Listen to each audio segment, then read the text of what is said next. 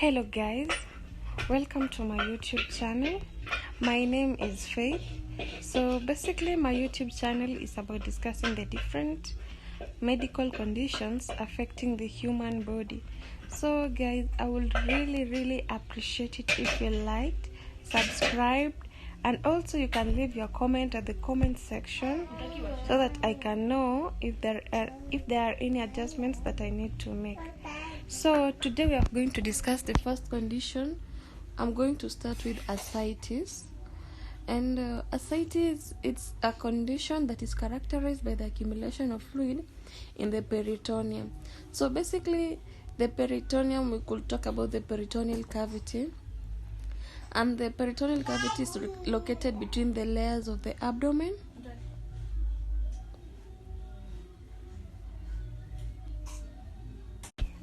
And the people who are likely to have the ascites condition are people with liver cirrhosis. So liver cirrhosis is the scarring of the liver, which commonly occurs in people with high alcohol intake. So next you're going to discuss about the pathophysiology of ascites. And in the pathophysiology of ascites, you're going to discuss it in three ways. There is increased pressure in the portal vein. That is the vein that supplies oxygenated blood to the liver. Then there is decreased production of albumin. Albumin is a protein that is produced in the liver to help with the balancing of fluids in the body. Then we have the renal sodium retention. So we will start with increased pressure in the portal vein, whereby the scarring of the liver causes an increase in pressure in the vein that carries blood to the liver, that is the portal vein, causing fluids to leak from the blood vessels and into the peritoneal cavity. And when fluids accumulate in the peritoneal cavity, it leads to the condition known as ascites. So the second factor, decreased albumin production. So we've said that albumin is a protein produced in the liver that assists with the managing of fluids in the body. So due to the presence of liver cirrhosis, that is the scarring of the liver, the production of albumin decreases, resulting in an increase in oncotic pressure. And when the oncotic pressure increases, fluids are forced to flow out from the blood vessels and into the peritoneal cavity. Then we have the renal sodium retention, whereby the accumulation of fluid in the peritoneal cavity results in a decrease in the circulating volume, and the kidney may respond by retaining sodium and water within the body.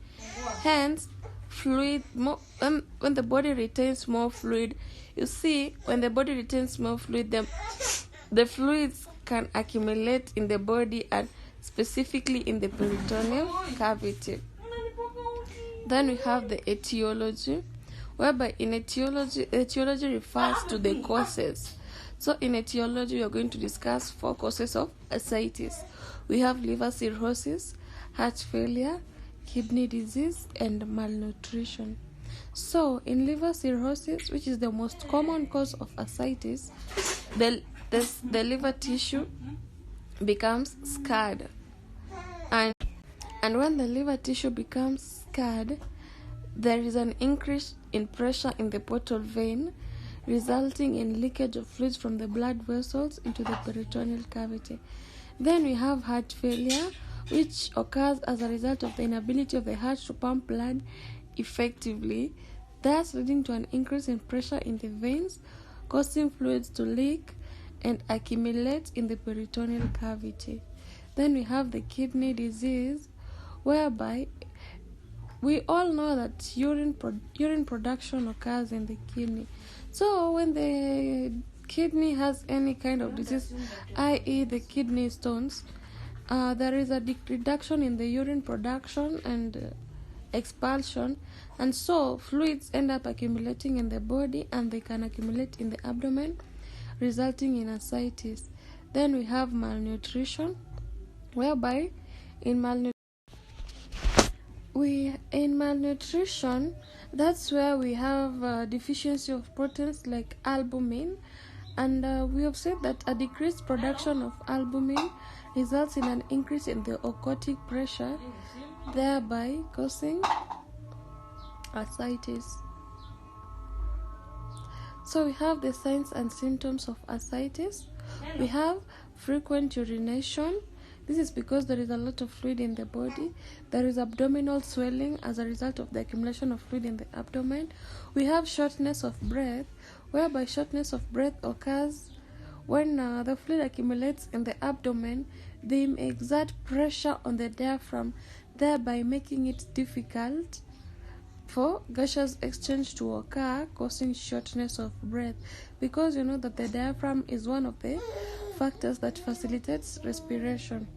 Then we have fatigue as a result of inadequate oxygenation due to the shortness of breath. We have nausea and vomiting, and we also have loss of appetite. So the next factor we are going to discuss is the nursing management of ascites. In the nursing management, we have monitor the patient's intake and output in order to maintain the balance and prevent fluid overload. So in ascites, you know that basically there is accumulation of fluid in the abdomen and the body, and you have to monitor the patient's intake and output to ensure that there is a balance, so that the patient does not have excess fluid in the body.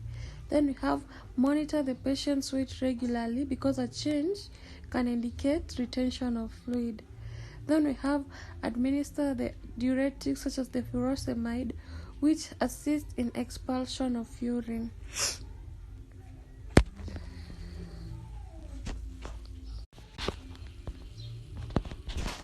Then we have our next factor is monitor electrolytes level, i.e. sodium, to check for any imbalance and provide the necessary measures. Then we have collaborate with other healthcare workers in order to provide collaborative and comprehensive care and support to the patient. Other health workers could include dietitians, which could assist in malnutrition. We have social workers and physicians. Then we have monitor for any complications, as ascites could result to a variety of factors, such as the spontaneous bacterial peritonitis or hepatic encephalopathy. We should provide comfort measures to the patient,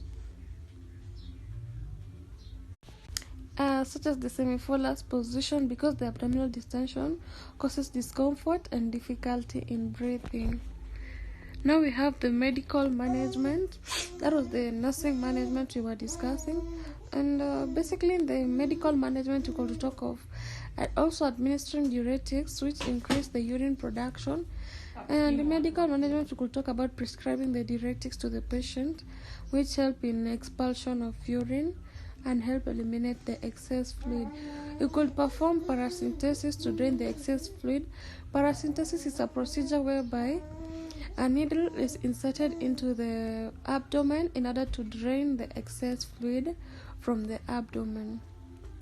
We could administer albumin infusion to help maintain fluid balances and prevent the complications related to ascites. We could prescribe antibiotics which help with spontaneous bacterial peritonitis, which is a complication of ascites. We have to monitor and manage liver disease such as cirrhosis, as this is maybe the underlying cause, and if it is the underlying cause, if we do not monitor and manage it, then there is no way we could treat the ascites. Then we could perform other surgical procedures such as liver transplant to replace the scarred liver, or shunt placement to redirect fluid flow. Shunt placement involves using a catheter. There is these types of catheter that are used they are placed in the abdomen. Mostly they are used in patients with hydrocephalus, and you could also use it in ascites. The catheter is placed in the abdomen, and the other end is placed in another area where they want to redirect to redirect the fluid that is coming out. And lastly, we are going to talk about the complications of ascites, which include the spontaneous bacterial peritonitis. We've talked about the spontaneous bacterial peritonitis, a bacterial infection. We have hyponatremia. This is decreased sodium in the body. We have hepatorenal syndrome. Renal mostly is associated with the kidney. Then we have hepatic encephalopathy. This is mostly associated with the brain, whereby when the liver is unable to remove toxins from the body, the toxins could migrate to the brain, resulting in brain damage. We have increased risk of liver cancer. Then we have respiratory.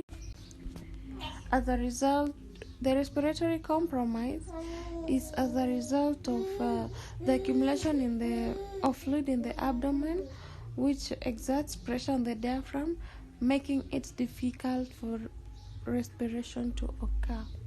And so that marks the end of our video. Thank you guys for watching, and please guys, don't forget to like, share and subscribe, and also don't forget to leave your comment in the comment section so that we can know where to improve on and what else we can do to make you guys feel more thrilled to watch our videos. Hope you enjoyed this video. Thank you, and let's meet in my next video. Thank you guys. Bye.